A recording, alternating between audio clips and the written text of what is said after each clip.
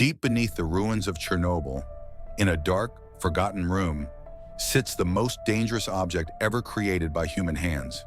It doesn't tick, it doesn't glow, it just sits there. In 1986, standing next to it for 5 minutes was a death sentence. Scientists gave it a strange, almost gentle name. They called it the elephant's foot. And right now, as you watch this, it is still down there. To understand the foot, you have to understand the night that made it, April 26, 1986. 1:23 in the morning. Reactor 4 is running a safety test, a test to see what would happen in a blackout. But the reactor is unstable, and the test goes catastrophically wrong. Power surges out of control.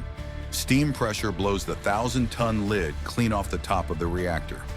Then a second blast hurls burning radioactive graphite into the night sky. Firefighters arrive within minutes, with no idea they are standing in the deadliest place on Earth.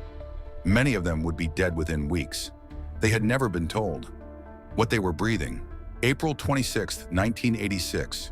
Reactor number 4 explodes. The core, over 1,000 tons of nuclear fuel, overheats and begins to melt. It becomes something that had only ever existed in theory, a molten, lava-like substance the scientists called corium. Melted uranium, mixed with sand, concrete, and steel, glowing, flowing, burning through everything in its path. It poured down through the pipes and floors of the dying reactor. And in a basement corridor, it cooled and hardened into a mass that looked like the wrinkled foot of an elephant. It weighs hundreds of tons, and it is radioactive beyond anything you can imagine. When it was discovered, the elephant's foot was releasing around 10,000 roentgens per hour. To understand what that means, let's stand next to it. At 30 seconds, you feel dizzy, tired. Your body doesn't yet know it's dying. At 2 minutes, your cells begin to break apart. At 4 minutes, vomiting, uncontrollable. Internal bleeding begins. At 5 minutes, you have received a lethal dose. You may walk away. You may feel fine for days, but you are already dead. 2 minutes near this object is all it takes. Radiation doesn't burn you like fire. It kills you from the inside, quietly, by tearing apart the DNA in every cell it touches. The first firefighters and plant workers developed what doctors call acute radiation syndrome. Their skin darkened and blistered. Their bodies stopped making new blood. In the hospitals of Moscow, doctors watched, helpless, as men who had walked in on their own 2 feet came apart, cell by cell. 28 of them died in the first few months. And the truly horrifying part? For the first few hours, as many of them felt completely fine. There is a famous photograph of the elephant's foot. It's grainy, ghostly, almost blurred, like a haunting, and most people assume it's just an old, low-quality picture. It isn't. The man who took it, a worker named Artur Korneyev, stood there with his camera, and the grain you see, those white streaks and flecks tearing across the image, that is the radiation itself, destroying the film as the shutter opened. The photograph is damaged because the thing it photographed was trying to kill the camera, and the man holding it knew exactly what it was costing him. Someone had to deal with it. They were called the liquidators. Hundreds of thousands of them, soldiers, miners, engineers, sent into the most radioactive place on Earth, with almost no protection. They tried sending in robots, but the radiation was so intense, it fried their circuits in minutes, and the machines died where they stood, so it fell to human beings. Men who could work for only 90 seconds at a time, before their lifetime safe dose was gone. They built a tomb around the reactor, a hasty shell of steel and concrete called the sarcophagus. Many of them did not live to see it finished. But the explosion was only the beginning. Beneath the burning reactor was a massive pool of water, and above it, the melting core was sinking, lower and lower. If that molten fuel reached the water, the steam decades have passed. The elephant's foot has cooled. It's weaker now, a fraction of what it once was, but make no mistake, it is still lethal.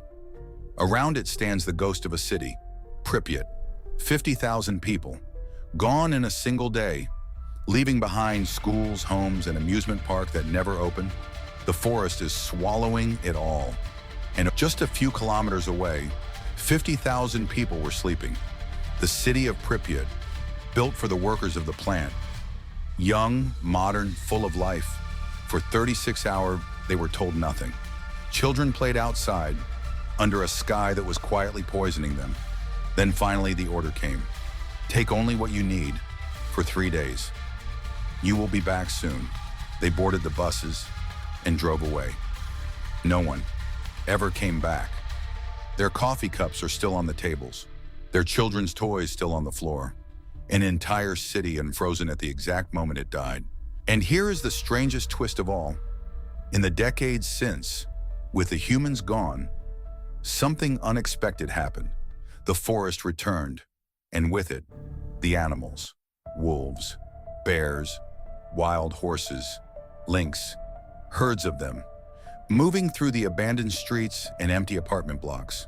By almost every measure, the Chernobyl exclusion zone is now one of the largest wildlife sanctuaries in all of Europe. It turns out that even soaked in radiation, nature considers us more dangerous than a nuclear meltdown. Left alone, the wild simply took it all back. And here is the thought that should keep you awake. The material inside Chernobyl will remain deadly, not for years, not for centuries, but for up to 100,000 years. Longer than human civilization has existed, longer than any language we speak has been alive, which raises an impossible question. How do you build a warning sign for people who won't be born for 1,000 generations, who won't speak a word you know, won't read a symbol you recognize? How do you tell the future to stay away? We still don't have an answer. So we return to the impossible problem. How do you warn the future? Scientists have seriously proposed building vast fields of concrete spikes to make the land itself feel hostile and wrong. Others imagine creating an atomic priesthood, a group who would pass down the danger like a religion for 10,000 years. One idea was to breed cats that change color near radiation and write folk songs about them, so the warning survives in legend, long after the science is forgotten. None of these plans has ever felt like enough, because the truth is simple and terrible. We have made something that will outlast our ability to explain it. The elephant's foot doesn't hate us.